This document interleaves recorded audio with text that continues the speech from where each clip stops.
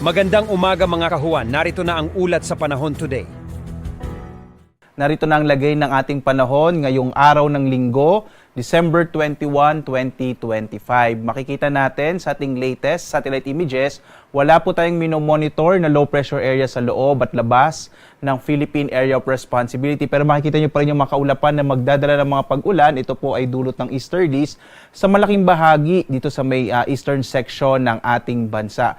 Inaasahan din natin na yung shear line ay muling makakaapekto within the day, particular na sa Cagayan at Isabela, na maaaring magdala ng hanggang malalakas sa mga pag-ulan. Muli po, mag-ingat pa rin sa mga posibilidad ng mga landslides and flash floods, lalong-lalo na dito sa may area po ng eastern section ng Northern Luzon, yung Cagayan, Isabela, dulot nga po yan ng posibleng epekto ng shear line. Magiging maulan pa rin sa malaking bahagi ng Kabisayaan at sa may silangang bahagi ng Mindanao, na dulot din po yan ng easterlies. Muli po, mag-ingat po sa mga posibilidad ng mga landslides and flash floods sa mga nabanggit po na lugar. Mapapansin naman natin sa iba pang bahagi ng ating bansa, dito sa may Luzon at sa iba pang bahagi ng Mindanao, makararanas naman ng mga isolated o mga pulupulong pag-ulan, pagkilat, pagkulog bandang tanghali hanggang sa hapon. Kaya mainam magdala pa rin po tayo ng pananggalang sa ulan sa araw na ito.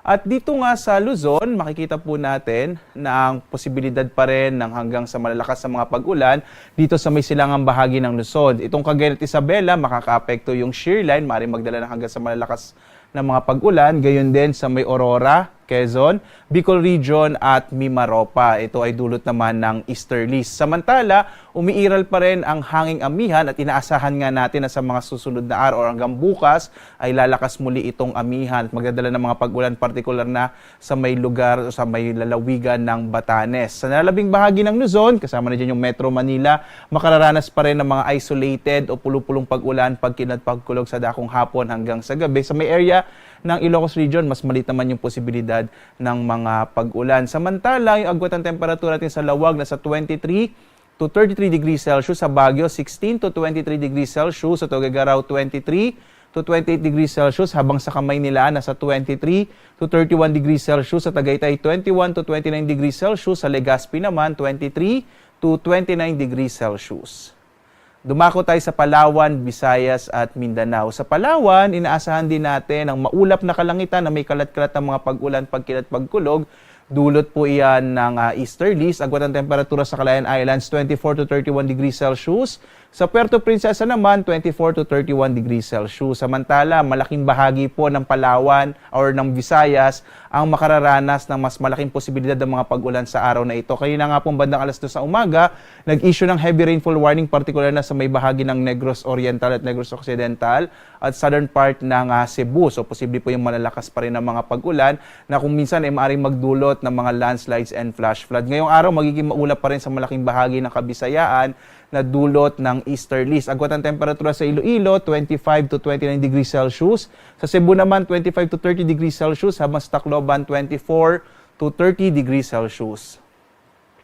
Ang silangang bahagi naman po ng Mindanao ay makararanas din ng mga pag-ulan sa araw na ito. Yung area ng Dinagat Islands, Surigao del Norte, Surigao del Sur at Davao Oriental ay makararanas ng mga kalat-kalat na mga pag-ulan. Sa nalalabing bahagi ng Mindanao naman, mga isolated o pulupulong pag-ulan, pagkilat, pagkulog ang mararanasan. Agwat ang temperatura, Zamboanga City, dito ay 23 to 31 degrees Celsius. Sa Cagayan de Oro naman, 24 to 31 degrees Celsius, habang sa Davao, nasa 25 to 32 degrees Celsius.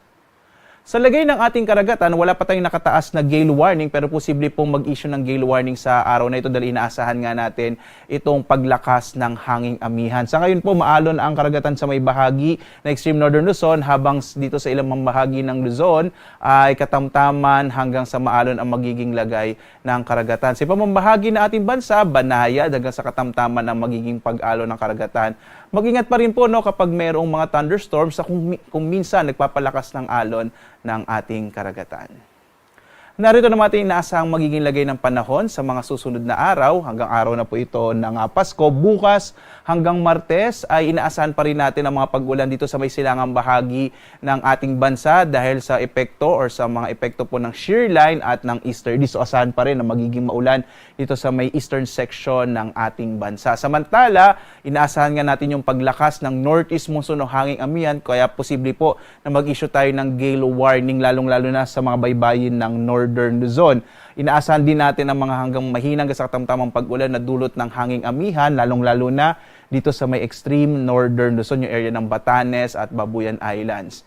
Pagdating ng araw ng Miyerkules, bisperas ng Pasko, hanggang araw na po ng Pasko, inaasahan natin na hihina din yung epekto ng northeast monsoon o amihan at maging yung epekto ng shear line at easterly. So, posible po mabawasan yung mga pag-ulang nararanasan sa ating bansa pagdating ng araw po ng Miyerkules hanggang Huwebes. Pero posible pa rin yung mga pulupulong pag-ulan, pagkilat, pagkulog. Sa ngayon po, base sa pinakauling datos natin, maliit pa yung posibilidad na magkaroon tayo ng bagyo within 3 or in the next 3 to 5 days. So, posible hanggang araw ng Pasko, maliit na yung tsansa or posibilidad na magkaroon tayo ng bagyo sa loob ng Philippine Area of Responsibility. Pero mag-update pa rin po tayo kapag may mamataan tayo na anumang low pressure area sa loob at labas ng Philippine Area of Responsibility.